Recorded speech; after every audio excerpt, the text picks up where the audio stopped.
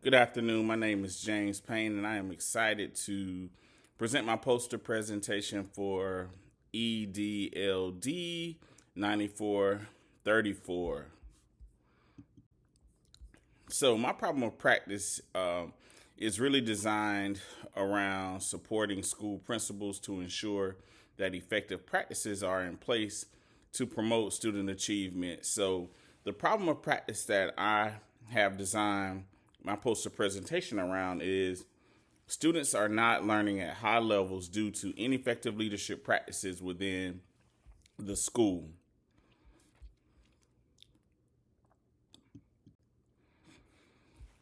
So again, diving into the problem of practice, just some parts that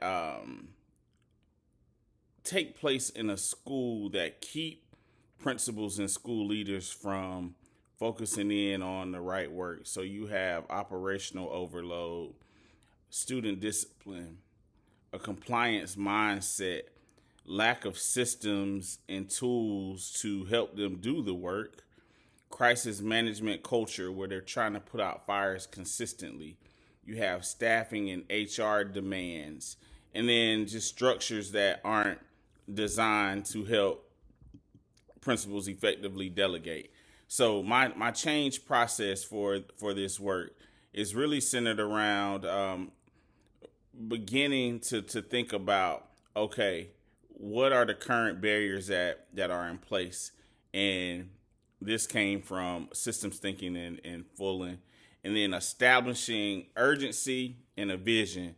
So really thinking about the premise of all leaders are instructional leaders, and then streamlining operational roles within a school so that principals can prioritize focusing in on instruction, and then redesigning school leadership teams and norms and feedback loops so that people are owning the work and they actually get feedback on what they're implementing in a school. And then lastly, like tracking progress using instructional leadership walkthroughs and systems to ensure that we're hitting all of our KPIs that have been established. Understanding the vision and understanding the accelerator in vision and leadership. So the core components of vision and leadership and system reforms, you have to think about strategic thinking, adaptability and resilience, horizon scanning, and then boundary work, multi-level leadership development, and moral imperative and political will. So as it relates to this, when we think about our educational systems and how they connect, like we have to be strategic thinkers. And then as an effective leader, in order for us to navigate the many problems that we face throughout the course of a day, we have to be able to pivot and think about unforeseen outcomes. So systems thinking leaders, they're going to look beyond their own building and then anticipate what other external influences that could impact their work, and then work across the organizational and sector boundaries to help ensure that their building is functioning at a high level. And then when it comes to the political will, like we all know, like, it's important for strong leaders to build coalitions so that they're not the only people in the school that's taking charge of the work. So how this aligns to the work that I currently do as a principal manager here at KIPP Atlanta Schools, our focus, like our vision is centered on ensuring that scholars achieve instructional excellence. We have coaching and accountability systems in place to help push that work forward. And then our leadership team meetings really are centered around data and ensuring that we are using that data in order to make effective decisions in our campuses. The connection to my problem of practice, I think is simple. Inconsistent instructional leadership impacts scholar outcomes. So it's imperative that we strengthen our vision and our leadership to ensure that we have aligned systems and shared expectations. This being clear around that vision is an essential part of the work. If people don't understand where we're going, then they can't align their actions and know what's helping them move towards the ultimate goal of the school. So Fullen, I think, talks a lot, speaks a lot to this when we're talking about understanding change, and moral purpose is the driver of sustained change. So beginning with your why and holding on to that. So true leadership begins with this moral imperative, and it makes a lot. It makes a difference in the lives of others. So for the work that I do, this means that improving learning for all students and reducing achievement gaps is not only a goal for educators, but it's life changing for the kids that we serve. So this piece for me is huge because oftentimes in my work, I'm pushing a lot of initiatives down to schools, but it's very important that we start with like why we're in this work. So Fullen really illuminated that, really brought it back to my forefront because I always knew the importance of moral purpose, but this really brought the focus back for me to help me think about this as I'm engaging in my work and attacking my problem of practice. So sustained improvement requires us to really think about building the capacity and not just structural change. And as a change leader, it's important for me to support the growth of my buildings, my individual like school buildings and the people that are functioning in that particular building, but then also leading up and supporting the systems that we're creating so that schools can do the work that they need to do. Professional learning, moral purpose, and relational trust. Without those, reform is not going to lead to the outcomes that we initially draw them up to achieve. So those are imperative. And then another key component around leadership is that we have to enable others to lead and be able to do the work. So as it relates to relationships, this is key. Relationships they're not optional, right? Like this is why we do the work. Leadership is not an individual sport; it is a team sport. So when we think about strong relationships, they're going to enable people to be able to do the learning that needs to be done in order for them to be successful, take risk, and then bring innovation to the org, which I think is extremely, extremely important. And the connection to the problem of practice that I mentioned at the onset, right?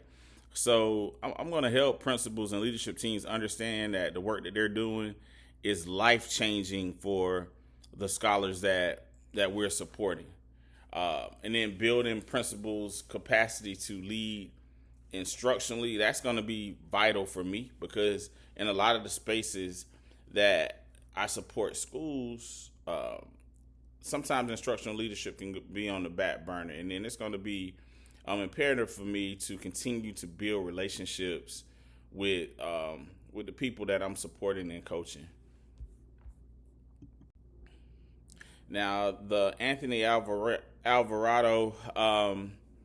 case study was interesting because I think this shows, two different approaches and how we could begin with good intentions, but if we're not as strategic, we're not going to be successful. So, in District 2 in New York, like we see how he paced out the change. When it came to the change management, it was a collaborative and focused on like capacity building. The learning was embedded in the culture of the org, and then it was what we saw in the results were like sustained instructional growth. And then from a cultural aspect, there was trust and buy-in. And then in San Diego, it was kind of like the opposite moves were made, and we didn't see as the results weren't as consistent as in New York. So the connection for this will be just continuing to pace the work for my people so that it's digestible and we're not eating the elephant just in one city. Collaborating with principals so that they don't feel like the work is being done to them, like that they're at the table actually doing the work with me, and then continuing to work to build trust and buy-in.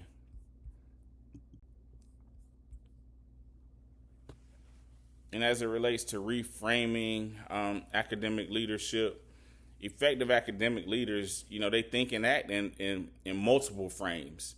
So structural, human resource, political, and symbolic. And then if we know if they're over relying on a single frame, this could lead to blind spots being created, and things will slip past you that you don't even realize are there. So while reframing enables leaders to understand complex challenges, and then it helps them mobilize more effective solutions when it comes to solving problems. So this quote stood out to me. So great leaders are not defined by the absence of weakness, but by the presence of their clear strengths and the ability to see problems through multiple lenses.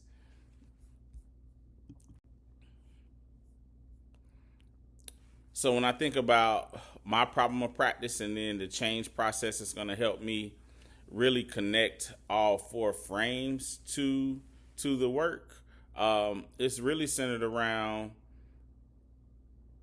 redesigning PLCs and my feedback systems for the structural piece. As it relates to human resources, the human resources frame, just thinking about being able to coach teachers, coach principals, and then strengthen those relationships to foster trust. The political piece, just continuing every day to lead with that why and build leadership coalitions to help mitigate the conversations around competing interests that would distract us from our work. And then as a symbolic piece, just having the understanding of the importance of celebrating the success and the outcomes, and then continuously reinforcing values and vision. And also I believe in this piece, this is it will be imperative to, like, also we talk about the support aspect, but then also honing in and holding people accountable when they're not meeting the bar as well. And why this matters: leaders who learn to reframe challenges are better equipped to support teachers, align systems that are going to create a culture that advances student achievement. And this piece was one that probably the biggest takeaway from this course. The reading that I did on Hal and Horde and the configuration maps. So with the configuration maps, they're designed to visualize implementation progress as it relates to supporting change and showing the different levels and quality of implementation for a specific practice over time. The maps could be used to differentiate support for stakeholders and help leaders tailor their coaching and professional development when teams aren't meeting the bar. They really clarify what success looks like because it provides specific observable behaviors that define, like, okay, this is ideal versus developing or versus what is not acceptable.